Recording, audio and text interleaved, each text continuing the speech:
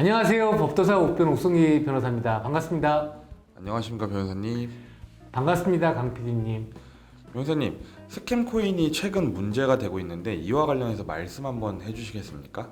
스캠 코인의 대부분은 홍콩이나 싱가포르 등 가상화폐 거래소에 상장되어 있다고 하면서 해당 스캠 코인이 조만간 8배에서 16배수 가격으로 한국 거래소 빗썸, 업비트 등에 상장되고 또 미국 암호화폐 거래소에도 상장된다고 하면서 투자자들을 유혹하고 있습니다. 그렇다면 요즘 많은 논란이 되고 있는 위너즈 코인은 무엇인가요? 위너스 코인은 사기성이 강한 가상화폐로 투자자들을 속여 투자금을 취득하려는 목적으로 만들어낸 스캔 코인으로 평가받고 있습니다. 그 스캔 코인은 다른 암호화폐와 교환이 되지 않고 투명성이 부족하며 과장 광고와 허위 정보를 통해 투자자들을 유혹합니다. 또한 자금 운용 계획도 불투명하고 허위로 조작하는 사례가 많습니다. 스캔 코인에 투자한다는 것은 막대한 손해를 입을 수 있으므로 스캔 코인의 특징을 숙지하고 투자할 코인을 선택해야 합니다. 위너즈 코인 게이트에 대해서도 설명해 주시겠습니까? 위너스 코인은 2019년에 설립된 위너스 프로토콜이라는 기업이 만들었습니다. 최근 논란이 된 위너스 코인 게이트 사건을 조사해보면 네이버 카페 댓글 조작 논란, 주가 조작 논란을 겪고 있는 A 유튜버가 관련되어 있음을 알 수 있습니다. 연예인, 사회 저명 인사 등 유명인들의 비도덕성 및 범죄 연루를 전문으로 다루는 유튜브 채널에서 A 유튜버의 논란에 대해 조사하다가 A 유튜버 및 다른 대형 유튜버들이 위너스 코인 사건에 연루가 되어 있다는 것을 찾았습니다. 이것이 언론을 통해 공개되었던 것입니다. 그중 평소 이미지가 좋아 많은 분들에게 사랑을 받던 대형 유튜브 B씨도 위너스 코인 회사에 이사로 등재되어 있어 일반인들이 더 큰 충격을 주었습니다. 유튜브 B씨 외에도 2002년 축구 스타, 한때 청춘 스타였던 연예인, 그리고 격투기 시장에서 큰 영향력을 가지고 있는 유명인 등 많은 분들이 위너스 코인과 관련되어 있다는 의혹을 받고 조사 중입니다. 많은 유명인들이 관련되어 있는 것 같은데 이들의 혐의는 무엇일까요? 언론에 노출된 유튜버 및 연예인들은 본인들이 위너스 코인 게이트 사건에서 피해자라고 주장하고 있습니다.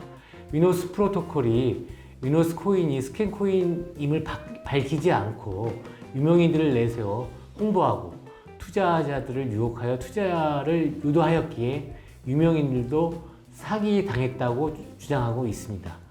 위너스 코인 경영진이 친분을 이용하여 유명인과 같이 찍은 사진으로 홍보하였다고 해서 유명인들을 스캠 코인 공모자로 몰아가는 것은 옳지 않습니다.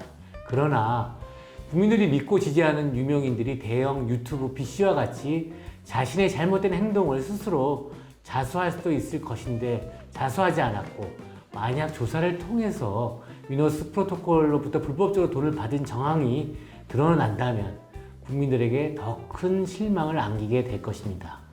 스캔 코인 사건은 투자자들을 시궁창으로 몰아가는 사기 범죄입니다. 그러므로 위너스 코인 사건의 진실을 찾고 이에 연루된 사람들을 색출해 처벌하는 것이 중요한 일입니다. 그러나 이러한 스캔 코인 사건의 재발을 어떻게 막을 것이며 이로 인한 피해자들을 어떻게 보호하고 피해 복구해줄 것인지 해결책을 찾는 것이 더 중요합니다.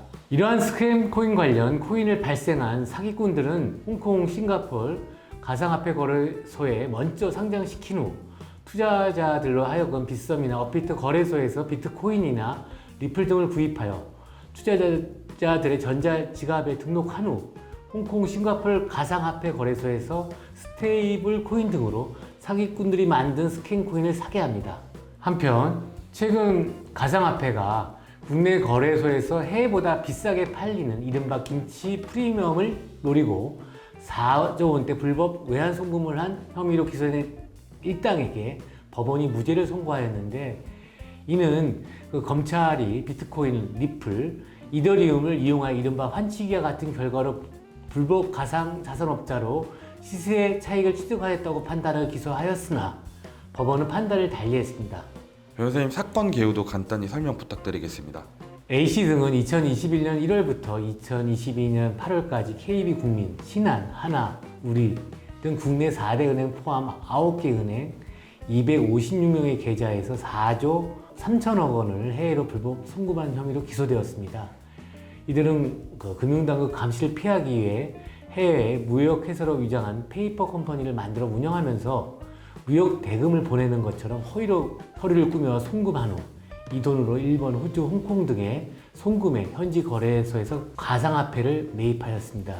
이후 이들은 전자지갑을 이용하여 가상화폐를 국내 거래소에 이전하여 김치 프리미엄을 붙여 가상화폐를 팔고 차익은 전주와 나눠 가진 것으로 확인되었습니다. 검찰은 범행 당시 시세 차익 3 내지 5%를 감안해 이들의 범죄 수익도 약 1,200억 내지 2,100억 원에 달하는 것으로 봤습니다. 그렇다면 이들의 무죄 이유는 무엇인가요? 검찰은 이들이 정부 등록 없이 외국한 업무를 해 외국한 거래법을 위반했고 은행의 외환 송금 업무를 방해한 혐의가 있다고 봤으나 A씨 등은 자신들은 은행의 외환 송금을 신청했을 뿐이며 외국한 업무의 주체는 은행이라고 주장을 했습니다. 그리고 자신들은 가상자산업자가 아닌 플랫폼 이용자에 불과하다고 법정에서 맞섰습니다. 재판부는 이들이 외국한 거래법을 위반한 것이라고 볼 수 없다고 판단했습니다. 즉 A씨 등은 은행에 송금해달라고 신청했을 뿐 실제로 송금을 실행한 주체는 은행이라며 송금 사무를 처리한 위임한 행위는 송금 그 자체와 구별된다고 했습니다. 그러면서 A씨 등의 행위를 굳이 외국한 업무로 보고 규율할 필요성이 인정된다 하더라도 이는 입법을 통해 해결할 문제라고 했습니다. 1심 법원은 피고인 측 주장을 받아들여 무죄로 판단한 것입니다. 재판부는 A씨 등이 실제 물품을 수입한 사실이 없는데도 거짓 증빙 자료를 첨부해 은행에 외환 송금을 신청한 사실이 인정된다고 하더라도 다만 은행 외환 송금 업무 담당자들의 불충분한 심사 등으로 인해 거짓 자료가 통과된 것에 불과하여 A씨 등의 위계로 인한 은행의 외환 송금 업무가 방해된 것은 아니라고 판단하였습니다. 재판부는 A씨 등이 금융정보분석원장에 대한 미신고 상태로 가상자산 거래업을 해 특정 금융정보법을 위반한 혐의에 대해서도 이들은 특검법상의 가상자산 사업자라기보단 거래소를 통해 대규모 가상자산을 반복 거래했을 뿐이라면서 무죄로 판단했습니다. 외환송금 업무가 외국환 거래법에 규정된 대한민국과 외국간 지급이 아니라 암호화폐의 경우 전자지갑을 통해 이루어지는 상황에서 김치 프리미엄을 이용한 시세 차익을 검찰에서 단죄하려고 하였으나 외국환 거래법 위반 내지 특정 금융정보상의 가상자산업자가 아니라고 판단한 사안입니다. 네, 변호사님, 결이 다른 스캠 코인과 김치 프리미엄 관련 문제점을 잘 설명해 주셔서 감사합니다. 감사합니다. 법도사 옥변 옥성기 변호사였습니다.